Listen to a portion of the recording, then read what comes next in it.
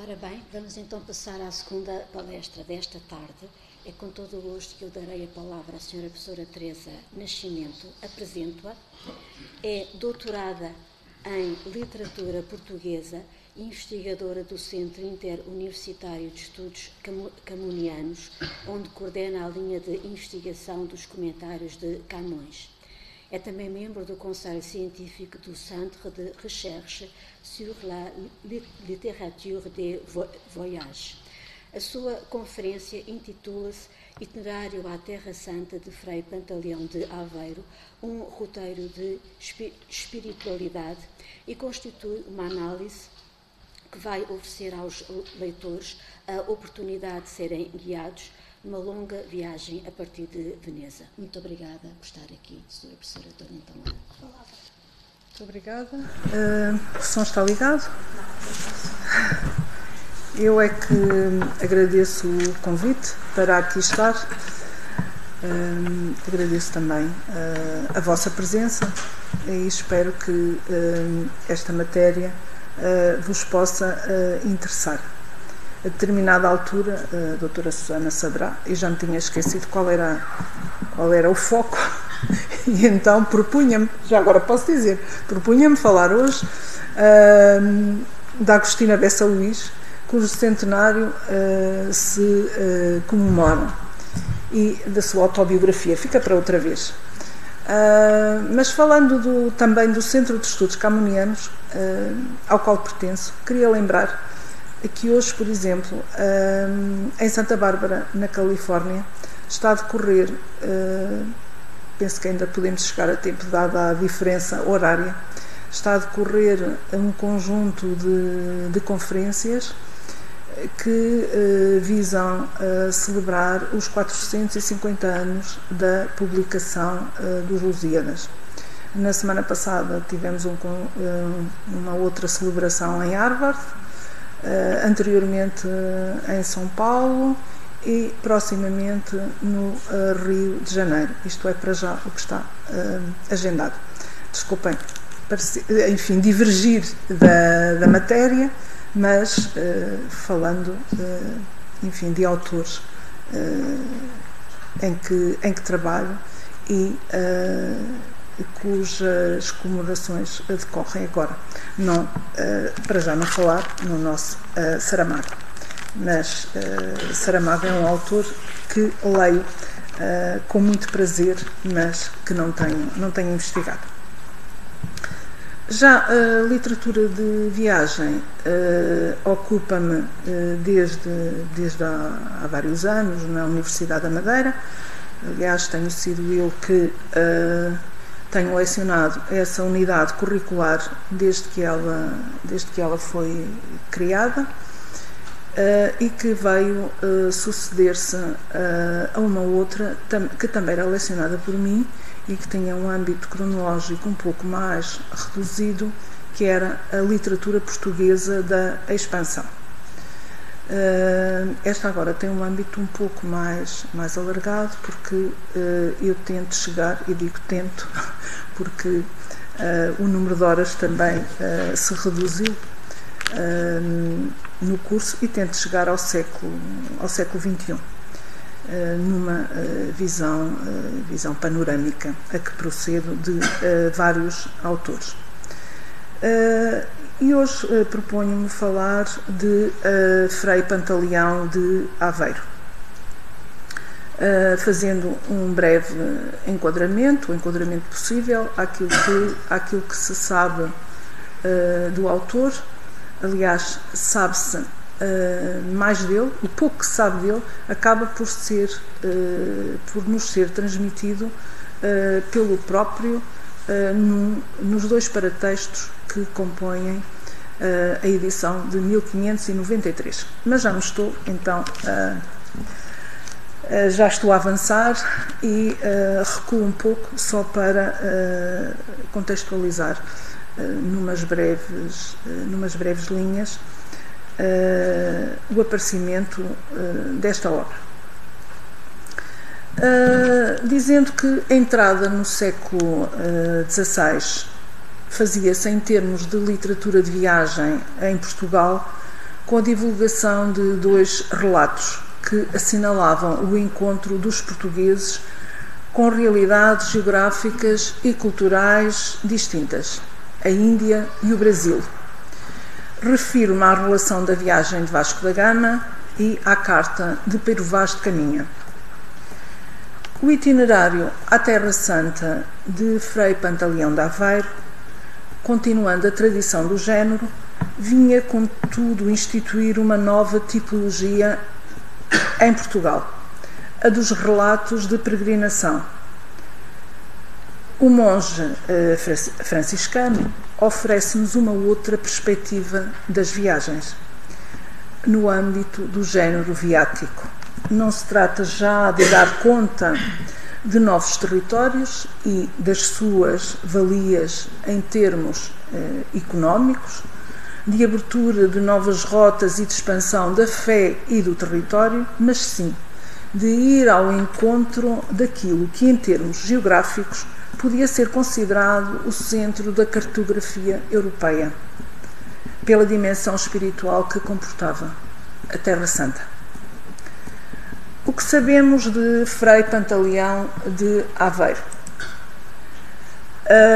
São escassos elementos de que dispomos e que colhemos primeiro em Barbosa Machado. Estou aqui em Barbosa Machado, que aqui temos, peço desculpa,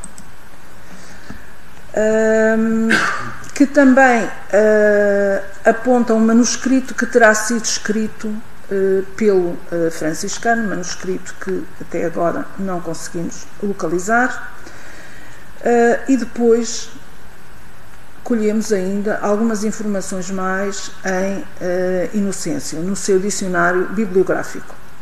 Em todos os bibliógrafos, além da naturalidade que se deduz do nome, Aveiro, surge informação relativa ao itinerário, mais particularizada em Inocêncio,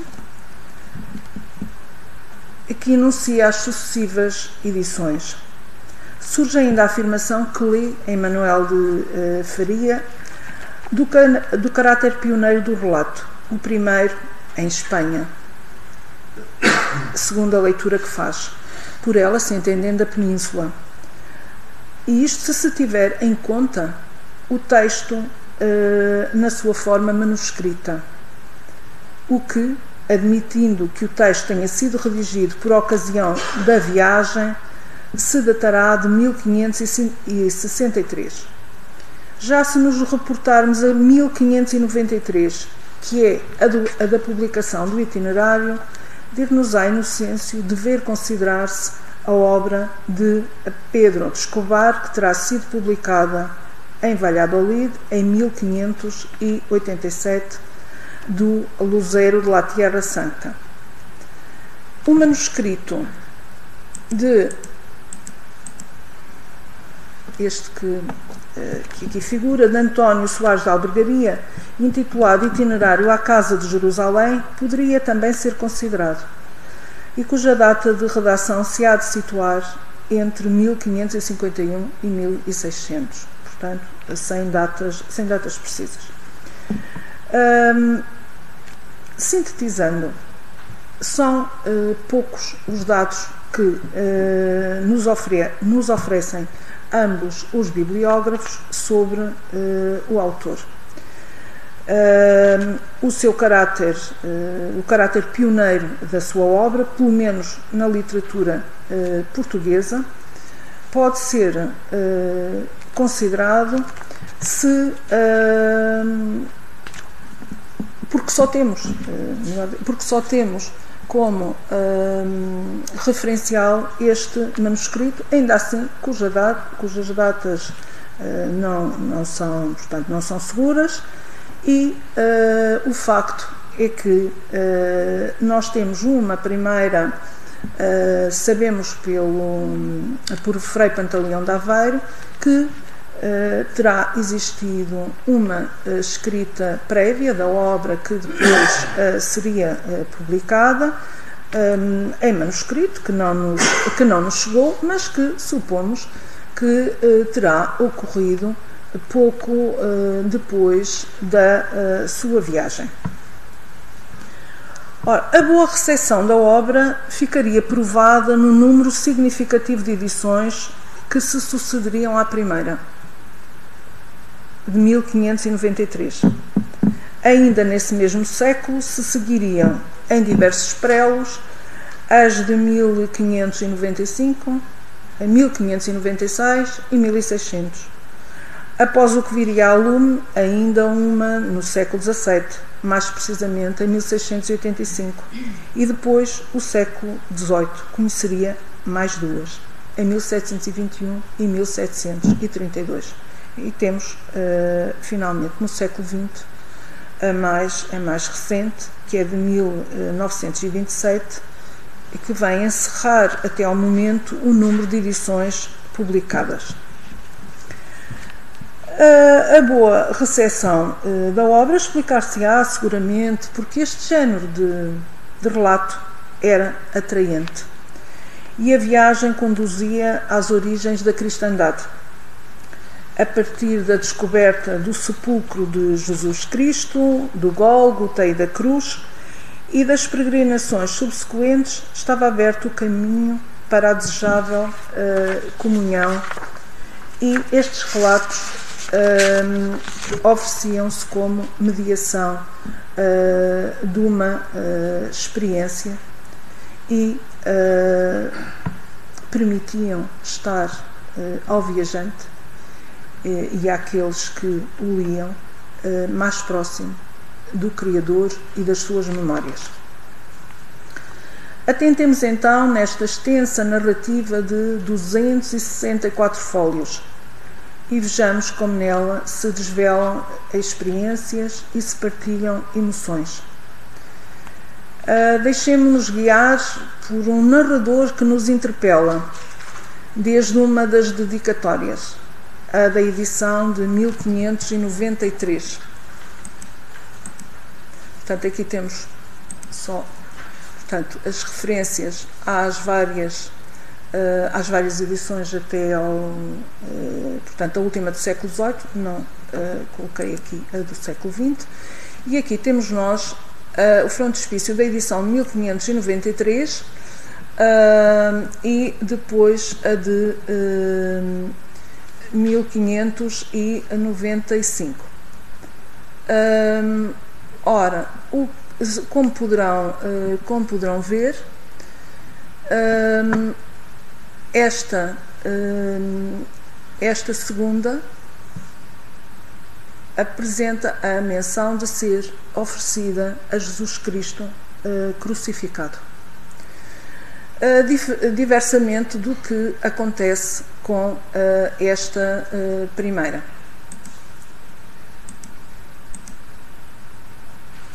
A primeira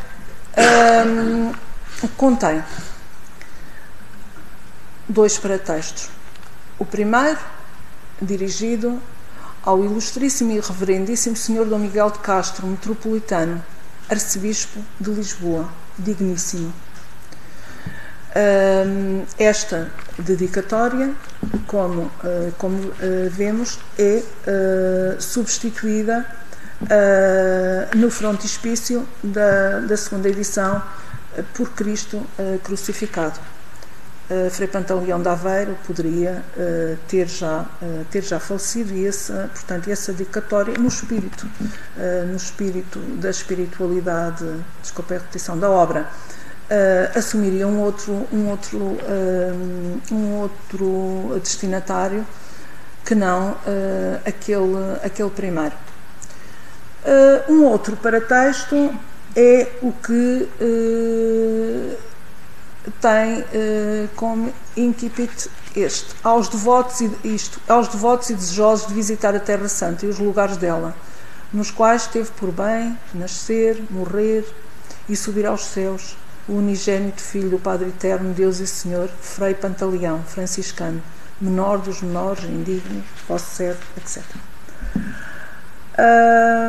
Vamos então refletir um pouco ao longo do texto sobre aquilo que ao longo desta comunicação sobre aquilo que desses paratextos nos pode interessar. E vamos deixar-nos guiar por um narrador que nos interpela desde esta primeira dedicatória de 1593 e coloquemos-nos no papel daqueles a quem ele designa como devotos e desejosos de visitar a Terra Santa, sem até agora o terem podido fazer. A eles se explica como até então tinham sido longamente acalentados os desejos deste que agora escreve, em fazer aquela viagem sempre adiada por constrangimentos inerentes aos perigos, à longa distância, à falta do necessário, cito, e à obediência à ordem, e de como finalmente o convite de Frei Bonifácio de Aragusa irá tornar possível a concretização do sonho. Num percurso que se inicia em Veneza e que segue todos estes lugares com o regresso por Corfu.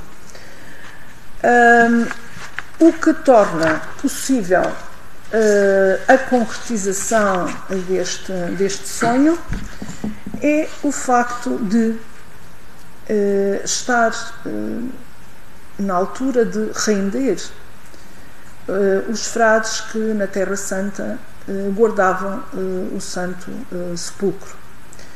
E, por isso mesmo, Frei Pantaleão de Aveiro é convidado a acompanhar essa família de frades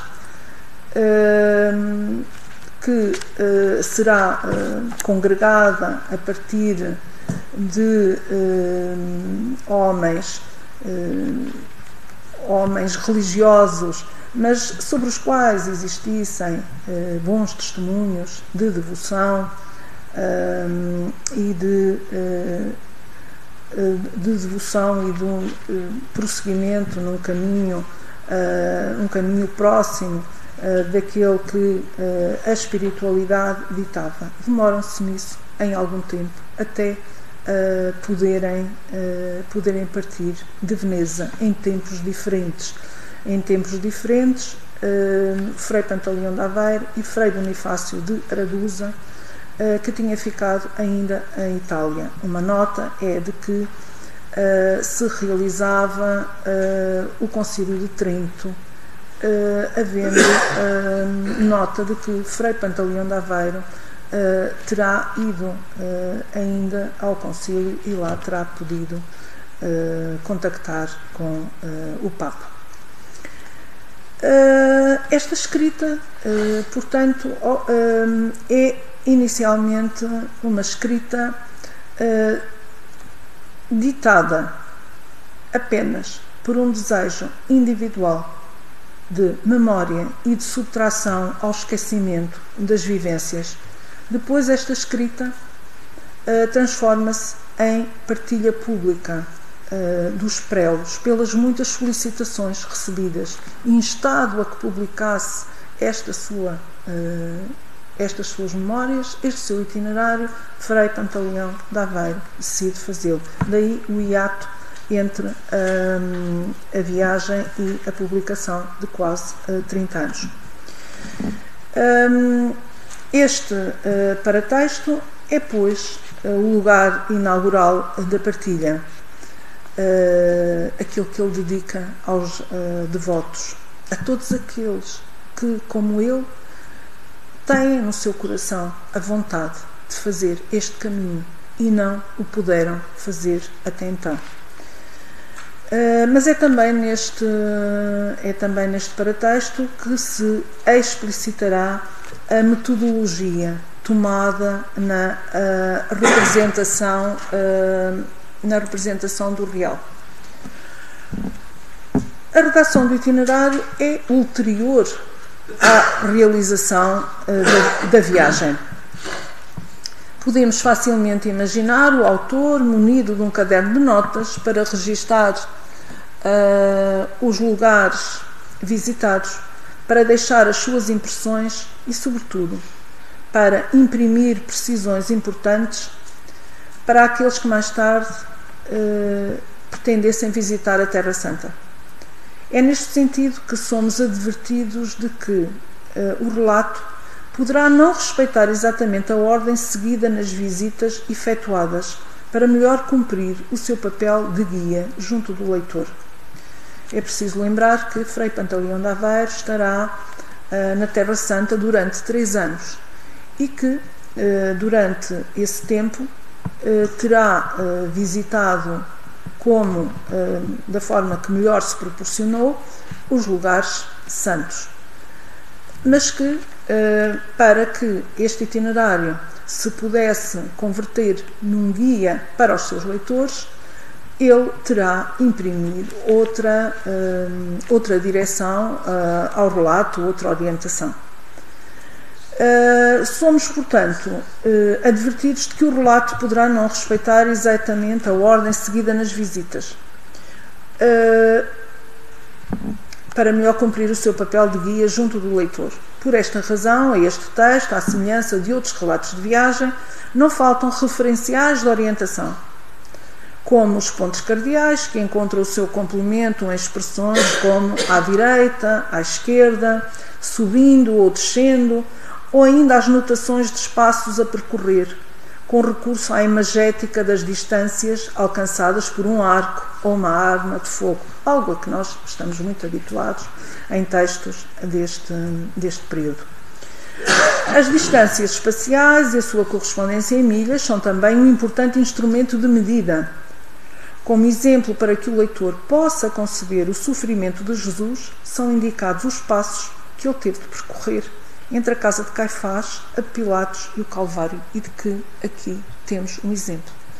São da casa de Pilatos ao Calvário 1870 passos bem medidos, no que se pode considerar o imenso trabalho que nosso Deus e Senhor levaria, todo coberto das chagas, dos açoites que lhe deram, coroados espinhos que lhe trespassaram o casco da cabeça, com uma muito pesada cruz sobre seus divinos ombros, sem ter gostado desde a última ceia do dia atrás cousa alguma, senão desonras e vitupérios.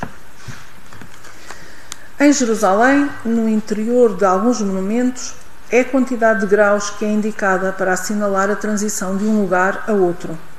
Esta preocupação de rigor não é outra senão a que se liga também ao respeito pela verdade. Um propósito repetido à saciedade, desde a dedicatória a Dom Miguel de Castro, passando pela dedicatória aos devotos e, finalmente, ao longo da própria narrativa.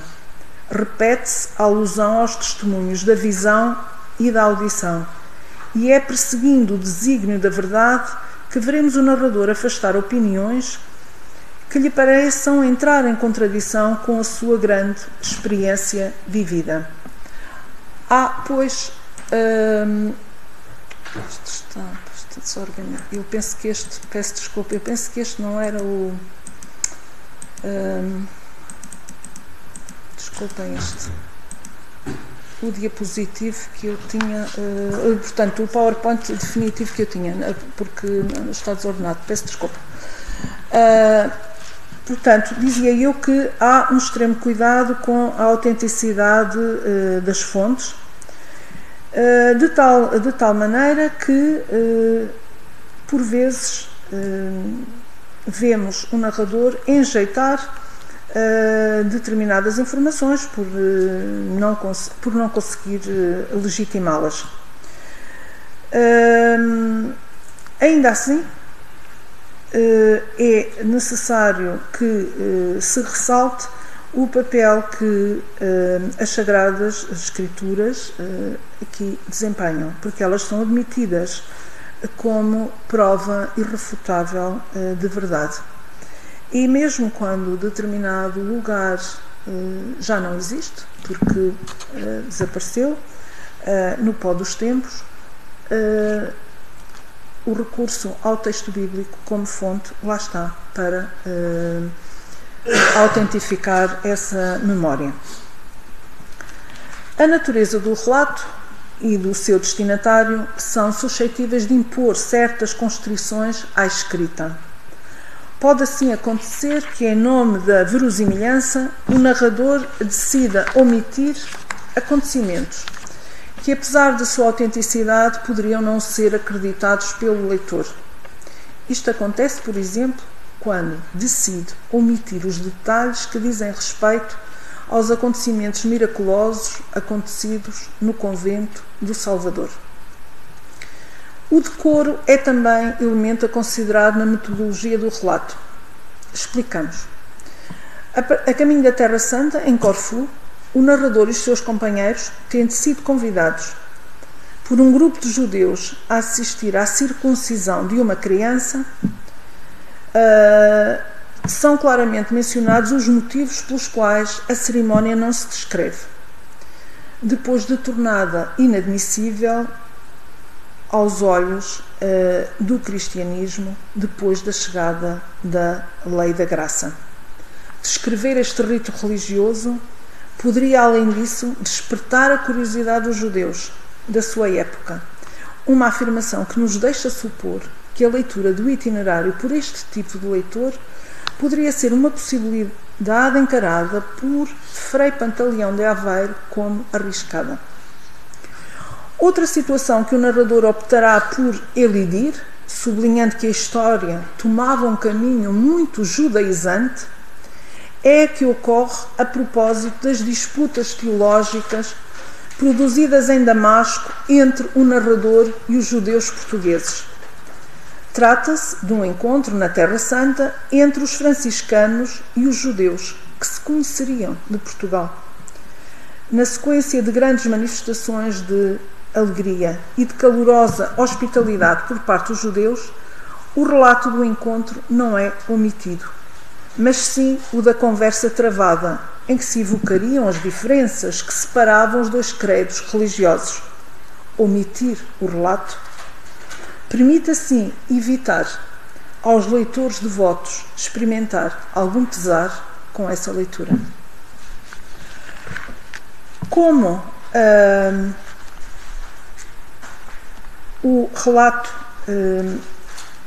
assume um percurso iniciado em Veneza, o primeiro capítulo, abro aqui parênteses para referir, o primeiro capítulo do itinerário é dedicado a Veneza e penso que todos aqueles que conhecerão a Veneza e que leiam este primeiro capítulo, embora escrito no século XVI,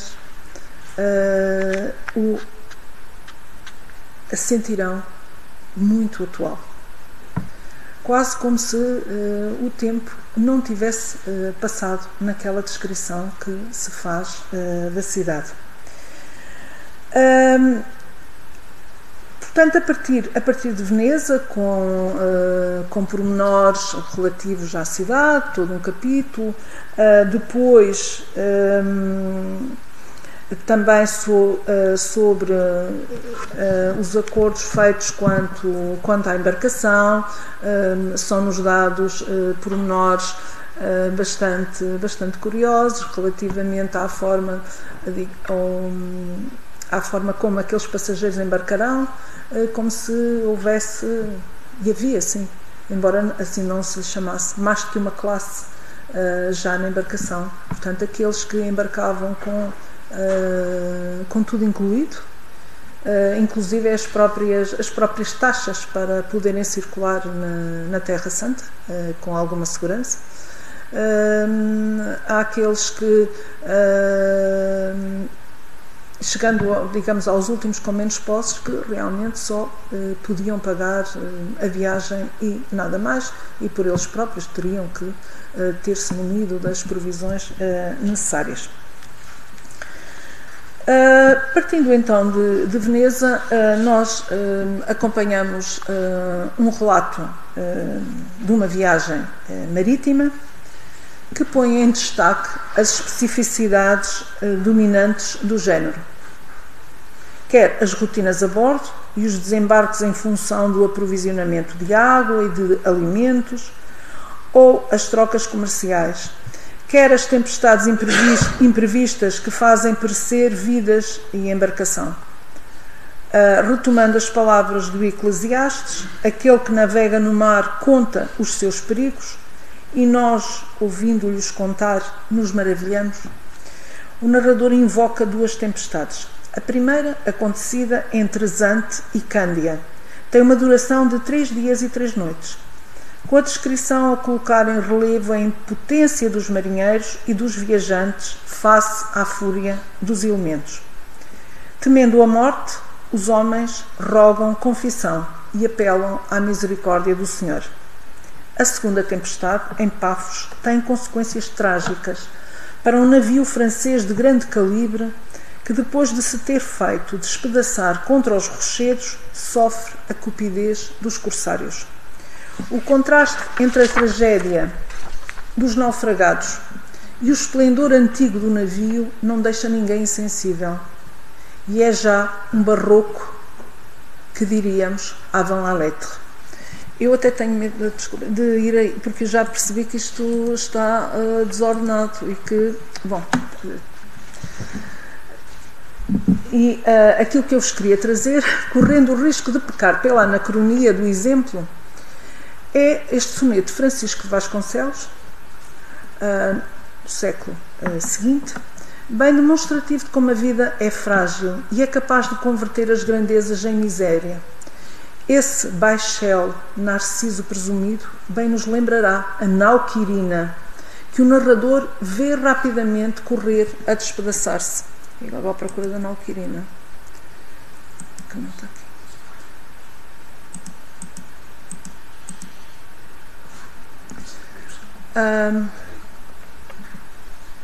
Está aqui, mas eu não estou a vê-lo. No início da primeira nau Quirina e vinho de Alexandria. Acho que vou esquecer isto. Sim.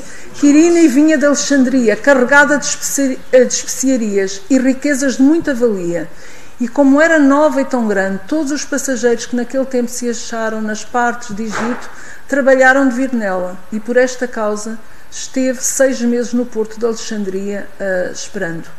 Mas o facto é que esta nau Quirina, além de vir muito sobrecarregada, e já estabelecerei uma ligação, além de vir muito carregada, tinha sido uma nau que tinha sido construída com amplos recursos, embora, como diz o narrador, à custa também do suor dos pobres que nela tinham trabalhado. Ora, são estes, esta nau Quirina e a referência também à sua carga excessiva são os ataques dos corsários, topoi que nos surgem em textos que entretanto tinham começado a circular, que eram os relatos da história trágico-marítima. Não precisaria o Frei Pantaleão de Aveiro de ler alguns episódios trágicos contados na história trágico-marítima, cujos folhetos já circulariam, porque a própria experiência lhe providenciava os exemplos necessários para discorrer sobre os infortúnios a que estavam sujeitos os homens, que nem acatavam os preceitos divinos, nem usavam da prudência necessária em alto mar. Os 2 episódios descritos no itinerário mostram bem a profunda correlação entre Deus e o mar. E a história contada por um dos passageiros do barco naufragado é prova disso, imputando a culpa do desastre aos pecados dos homens que tinham construído a embarcação à custa do suor dos pobres. Os próprios viajantes estavam ávidos de riquezas e entre eles havia alguns que quase praticavam a sodomia. Ignorando as 2 advertências que Deus lhes enviara, os homens persistiam no vício. E aqui, uma vez mais, temos que lembrar os relatos da história trágico-marítima, em que tantas vezes se entende que eles também ocorrem por culpa dos vícios dos homens.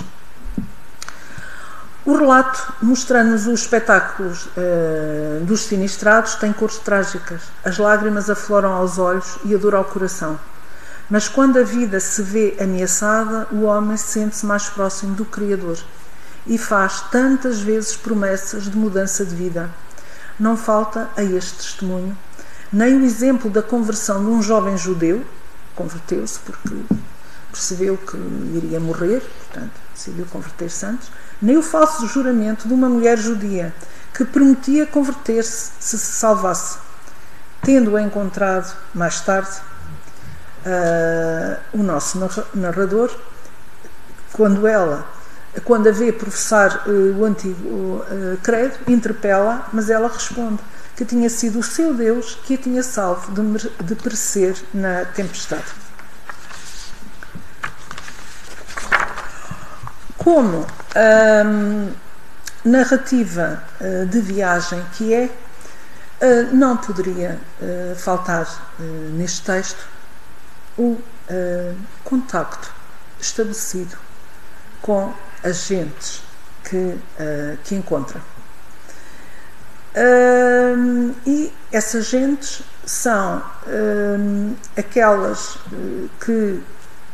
com quem se encetam contactos breves ao longo da viagem marítima, mas depois também aquelas que se encontram durante os 3 anos de permanência na Terra Santa.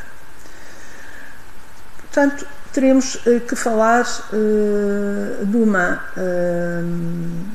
relação eu-outro, ou se quisermos, Europa-Oriente, ou cristãos não cristãos, ou ainda rito latino, ritos não ortodoxos. E neste tópico eu abordo agora a questão que designo como a religião de franquia e outras. A palavra Europa no texto é na maior parte do tempo substituída pela de franquia ou Frânquia, a palavra não é acentuada. Mais do que a designação de um espaço geográfico, franquia designa o lugar de onde provêm todos aqueles que obedecem à Santa Igreja e praticam a religião cristã, segundo os ritos latinos. Franquia é também o ponto de partida e de regresso, tomando como referência a Terra Santa, e igualmente uma marca de distinção no Oriente, aqueles que são de franquia. Em Jerusalém, de visita à Casa Santa que guarda o sepulcro de Jesus, as entradas fazem-se em função da origem dos peregrinos e dos de franquia, aos peregrinos, grosso dos peregrinos, e aos que são de franquia, a quem se exige, além da identificação, um pagamento superior a todos os outros. Franquia marca também o ponto de vista do sujeito da enunciação. Podemos assim dizer que a percepção do mundo se faz segundo a ideologia de franquia, quer dizer, segundo os ritos latinos do cristianismo, instituído como paradigma. Durante a sua permanência na Palestina, o narrador deve, por razões múltiplas e muitas vezes constrangedoras, contactar judeus, mouros, árabes, turcos e as diferentes comunidades cristãs encarregadas de vigiar a Terra Santa. Estas últimas merecem uma atenção particular no relato que disso se ocupa, ao longo de 7 capítulos, segundo a ordem de antiguidade da sua missão na Terra Santa. Gregos, arménios, georgianos, jacobitas, cristãos da Abissínia ou do Preste João, das Índias, caldeus e latinos. Definir cada comunidade corresponde a situá-la no contexto de uma prática ideológica conforme a da Igreja Católica. Isto é, todas estas comunidades são caracterizadas em função do paradigma da Igreja Católica, isto é, a que se segue em franquia. Caracterizar cada uma destas comunidades consiste, portanto, em situá-la face aos graus das cisões em relação aos ritos ocidentais. A aproximação emocional do narrador em relação a estes povos faz-se mais pela sua eventual predisposição para uma mudança que vá ao encontro da maneira latina de viver o cristianismo, sem ter conta as grandes dissemelhanças. O narrador não se isenta, todavia, de reservar aos gregos, a quem ele acusa de odiarem os cristãos latinos, sentimento que eles partilham com os georgianos, toda a sorte de epítetos injuriosos, denunciando mesmo neles a prática regular do pecado de simonia. Desde a partida de Veneza, os peregrinos sabiam que, chegando a Jerusalém, estariam à mercê dos mouros e dos turcos.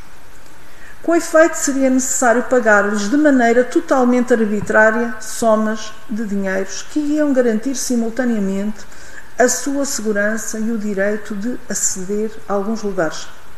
O itinerário é pródigo em detalhes que refletem este tráfico de influências que é preciso saber gerir e negociar, ou mesmo, eu diria, regatear.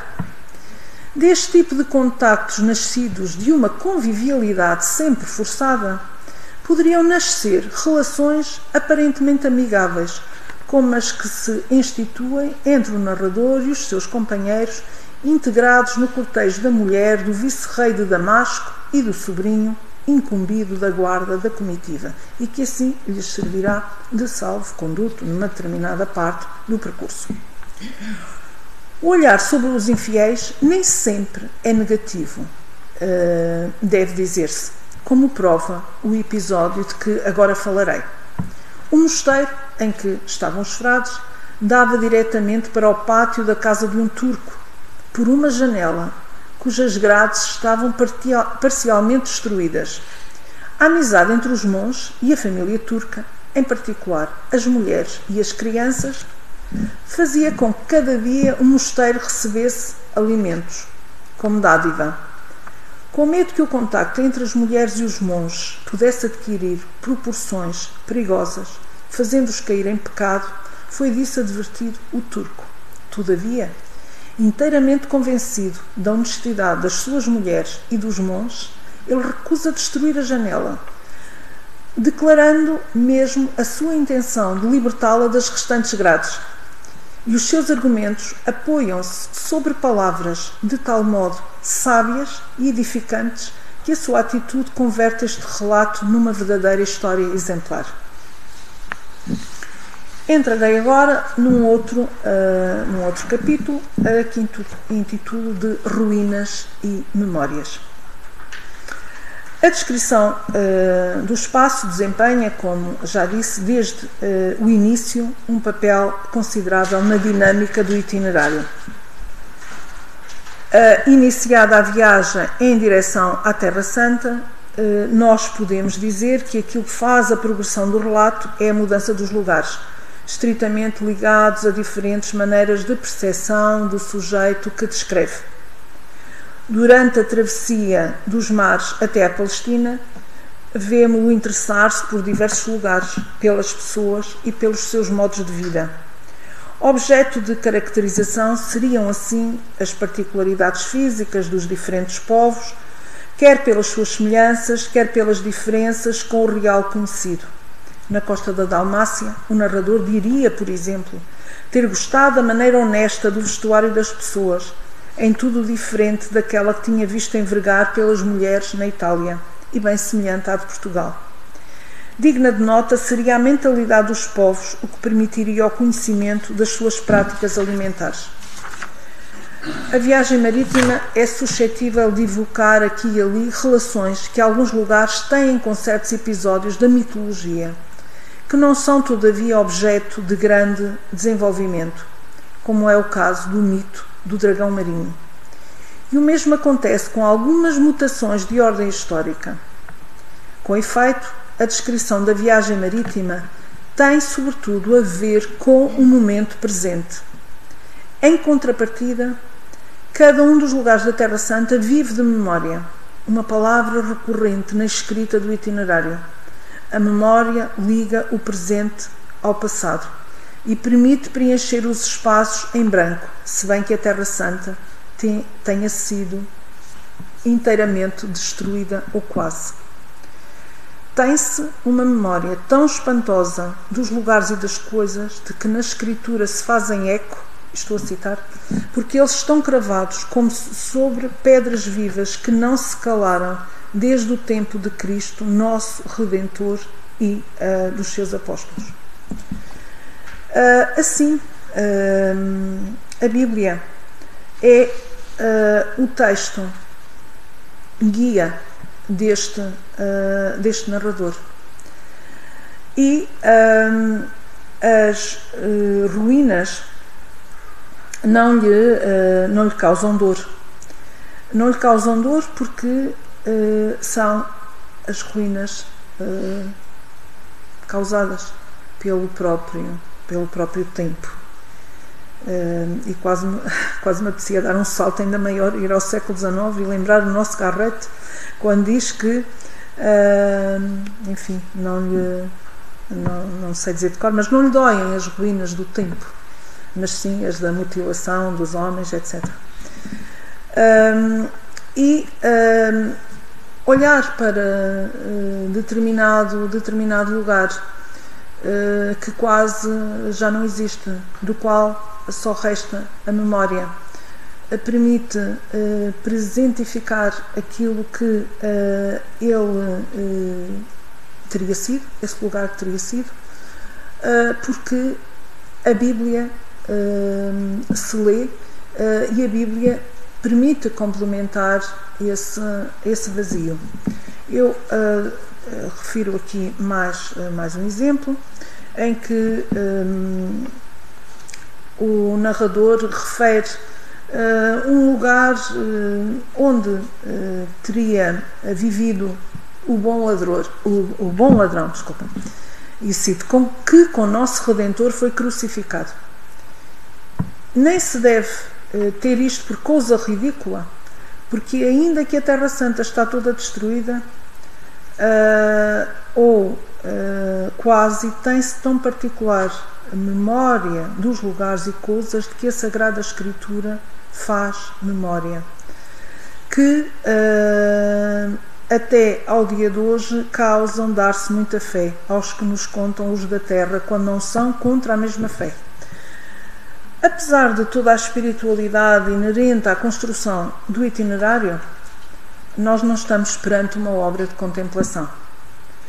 Constatação que o próprio texto nos autoriza a fazer, com palavras que dele citamos, escritas a quando da descrição da crucificação. Minha intenção não é escrever meditações, nem fazer exclamações, mas somente relatar e escrever o que ouvi e andei, e folgar de o ter andado e visto. A relação entre a escrita do relato da visita da Terra Santa e a Bíblia é, pois, indispensável. O texto sagrado constitui-se, então, como fonte textual que vem em socorro, não somente daquilo que já desapareceu, mas também daquilo que existe com novos traços. A significação de cada um destes lugares vale, assim, pela capacidade que possui de evocar a história sagrada. A descrição não se faz, portanto, sem apelar ao passado, que se quer a todo custo tornar presente, mesmo quando as ruínas são as únicas marcas de antanho. O sentimento experimentado perante um tal encontro nunca é de desgosto, como se o simples facto de lá estar se bastasse a si mesmo. Com efeito, a constatação é que o tempo destrói tudo e só o amor de Deus é eterno. A verdade é que a viagem à Terra Santa é uma viagem de amor com o Criador. Rever os lugares que ele percorreu e fazer oração é poder aproximar-se dele. E o itinerário cumpre também a sua missão quando propõe exemplos de orações para o uso dos peregrinos, acompanhados de graças e mercês para a remissão dos pecados, recebidos por ocasião de cada visita. O sentimento que o narrador nos transmite por diversas ocasiões é o da consolação, experimentado em contacto com os poderes que o tornam mais próximo de Deus. Em conclusão, diria que o título Itinerário reflete uma viagem dupla, conduzida no espaço e no tempo, até aos lugares onde o Filho único do Pai Eterno, Deus e Nosso Senhor, quis nascer e morrer, e almejando o reforço dos laços espirituais que unem a criatura ao Criador. A Terra Santa é um lugar de contradições, em que diferentes credos são forçados a coabitar, partilhando uma herança que cada um reclama para si. Percebê-la de acordo com as convicções individuais poderia invalidar o encontro com o outro, mas a experiência do sagrado permite ultrapassar a realidade sensível. Gozando do amor de Deus, o sujeito pode aceder ao inefável, e a viagem de peregrinação desempenha também o papel de um encontro, que já não acontece como no início, em direção ao outro, nativo destes lugares ou peregrino estrangeiro, aos meus companheiros de viagem, mas prefigura antes a desejável união com o Criador. E eu termino só com uma sugestão de leitura. E essa sugestão de leitura é de um romance que li há muitos anos, enfim, não assim há muitos, mas já alguns, que é A Casa do Pó, de Fernando Campos. A Casa do Pó inspira-se em Frei Pantaleão de Aveiro, neste seu itinerário, e inspira-se em algumas sugestões, como por exemplo daquele encontro que eu referia entre Frei Pantaleão de Aveiro, os outros monges e os judeus, e aquela conversa que trocam em sua casa. Isso inspira, por exemplo, o Fernando Campos para a possibilidade de que Frei Pantaleão de Aveiro pudesse ser judeu. E esse romance assume contornos quase detetivescos que nos fazem lê-lo de um fogo. Portanto, convido, além da leitura do itinerário, aqueles que porventura não tenham ainda contactado com esse romance a fazê-lo, tenho a certeza que o lerão com muito prazer. E é tudo o que trazia para vos dizer.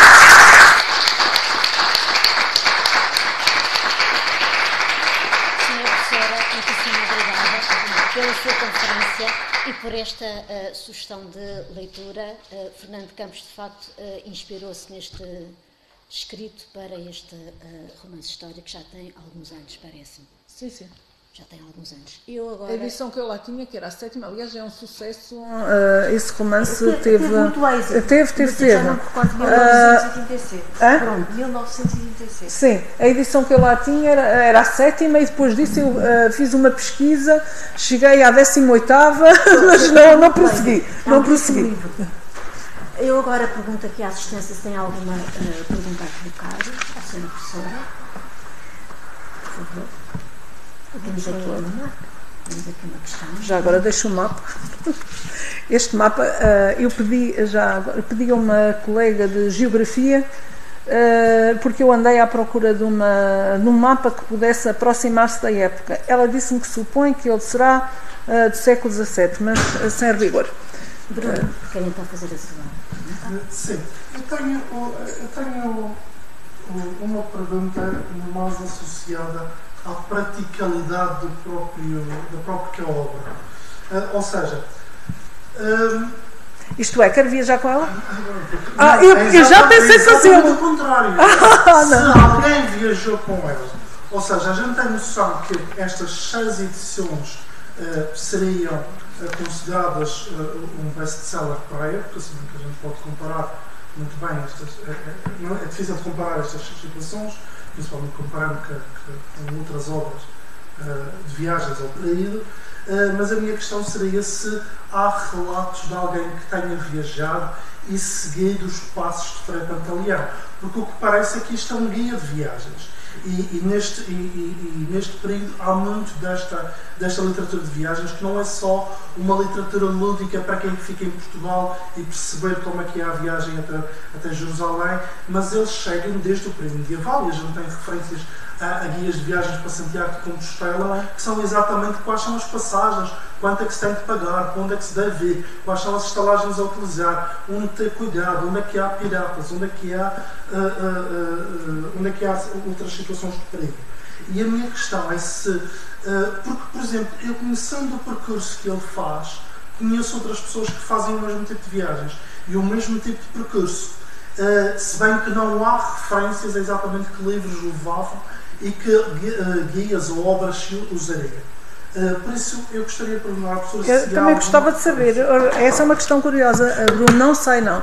É a única, mas eu achei a questão curiosa porque, e tirando, enfim, o seu pendor académico, vim-me logo tentar a transpô-la para mim, porque eu ando desde há anos a dizer, se eu for um dia à Terra Santa, eu vou levar o itinerário de Frei Pantaleão de Aveiro.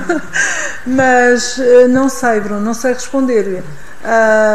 Não há muitas, enfim, os estudos sobre Frei Pantaleão de Aveiro são escassos. Há um artigo de José Nunes Carreira e pelo menos que eu tivesse nos últimos tempos detectado mais, não. É natural que até noutro, enfim, fora deste âmbito, o âmbito académico, mas em relatos de outros autores possam surgir referências a Frei Pantaleão de Aveiro, mas não as tenho presentes, não. Lamento não poder responder à questão, mas vou estar atenta a ela. Portanto, o autor recusa que a sua obra seja de pendor contemplativo. Mas a pessoa disse, e bem, portanto, é uma experiência também do encontro das suas raízes religiosas, sacras. Não será, em certa medida, também um livro que tem o cerca de didático?